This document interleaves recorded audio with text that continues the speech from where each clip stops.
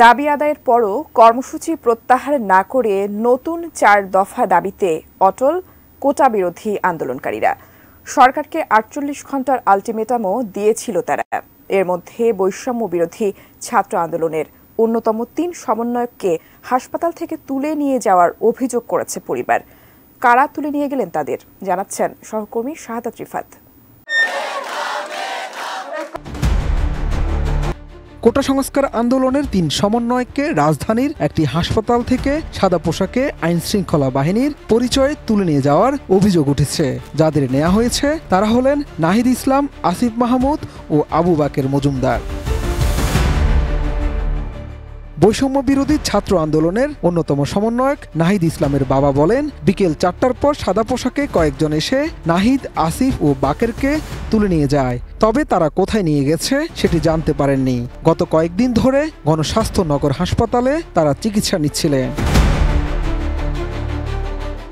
নাহিদের বাবা আরও বলেন, বৃহস্পতিবার সন্ধ্যা থেকেই তাদের সঙ্গে কাউকে দেখা করতে দেয়া হয়নি। এছাড়া হাসপাতালের সামনে পুলিশের উপস্থিতি ছিল। এর আগে নাহিদ ইসলাম ও আসিফ মাহমুদকে তুলে নিয়ে নির্যাতন করার অভিযোগ করেছিলেন এই ২ সমন্বয়ক।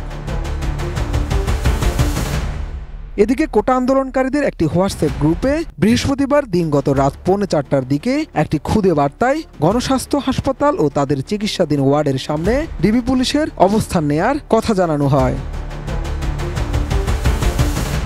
সমন্বয়ক আসিফ মাহমুদের দেয়া ওই বার্তায় বলা হয়, গণস্বাস্থ্য হাসপাতালে ভর্তি অবস্থায় তিনি নাহিদ ইসলাম এবং আবু বাকের মজুমদারকে গৃহবন্দী করে রেখেছে ডিবি পুলিশ। ওয়ার্ডের সামনে ও হাসপাতালে ডিবি পুলিশ অবস্থান নিয়েছেন।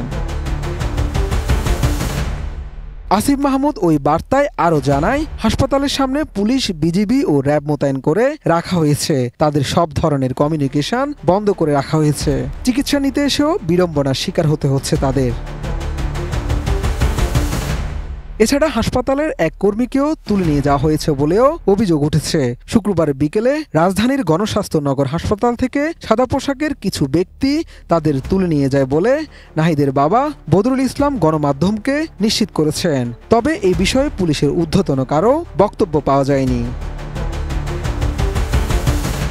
এর আগে কোটা আন্দোলন চলাকালীন সময়ে বৈষম্য বিরোধী ছাত্র আন্দোলনের অন্যতম সমন্বয়ক নাহিদ ইসলাম, আসিফ মাহমুদ, আবু বাকের মজুমদার ও রিফাত রশিদ নিখোঁজ হয়েছিলেন। তবে নিখোঁজ থাকার ৫ দিন পর তাদের খোঁজ পাওয়া যায়। ২৪ জুলাই আসিফ ও বাকেরকে চোখ বাঁধা অবস্থায় রাস্তায় ফেলে যাওয়া হয়েছে বলে তারা দুজনই অভিযোগ করেছিলেন।